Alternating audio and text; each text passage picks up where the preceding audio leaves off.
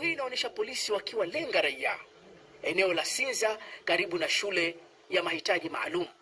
Hata hivyo, polisi nchini humo walituma ujumbe mfupi wa maandishi ukionya wananchi kusambaza video ama picha kama hizo.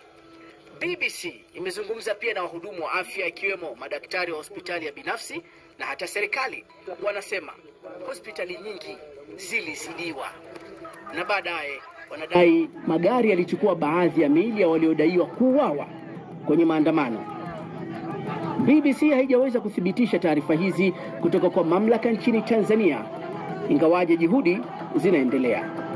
Hata hivyo, tuhuma kama hizi zimetolewa pia na kamishna mkuu wa haki za binadamu wa Umoja wa Mataifa Volker Turk, ambaye ametaka uchunguzi kufanyika juu ya ukiukwaji wa haki za binadamu na mauaji ya raia.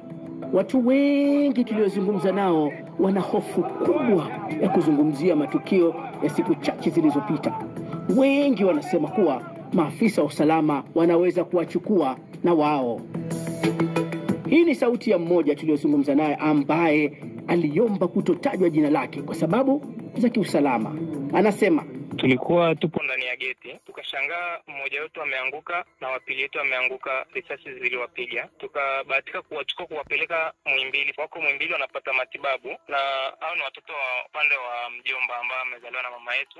Na mwingine alikuwa ni maeneo ya Mabibo, Dar es Salaam. Alikuwa tu ndani muda wa jioni, akasema acha nitoke nitafute chakula lunch hapa. Bila ametoka tu hivi kufika tu ndo anakaribia kuona barabara hivi, akashangaa amepigwa akaanguka. Hamna mtu anaweza kumchukua kwa sababu ya zile taharuki za kukimbia huku na kule. Mwili wake umechukuliwa na gari la serikali na mpaka sasa hivi hatujui alipo.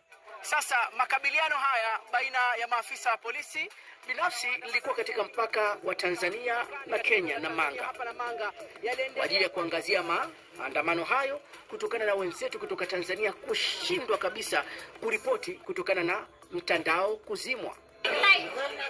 Nilishuhudia vyombo vya usalama wakipiga risasi raia, mmoja aliuawa na wengine walijeruhiwa. Rais Samia aliapishwa mwanzoni mwa mwezi huu katika uwanja wa Gwaride katika ikulu ya Chamwino huko Dodoma. Katika hotuba yake ya kwanza alisema kuwa hakushangazwa na baadhi ya waliohusika na vurugu hizo ni raia kutoka nje.